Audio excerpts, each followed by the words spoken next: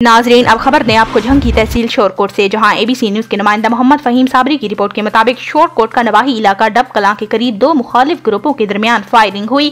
Firing के नतीजे में उमर हयात और नवाजिश कौम डब जां बहक, जबकि रमजान डब और 3 राहगीर ताहिर अजान सकलैन शदीद जख्मी हो गए।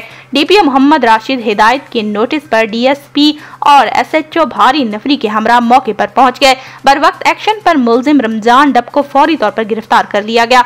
जख्मियों को अस्पताल मुंतकिल कर दिया गया। अस्पताल जराये के मुताबिक जख्मियों की हालत तशवीशनाक है।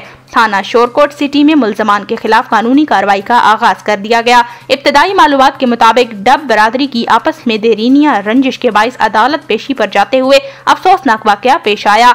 इस मौके पर डीपीओ झंग राशिद हिदायत का कहना है कि हकायक की रोशनी में कातिलों को कैफर किरदार तक पहुँचाया जाएगा।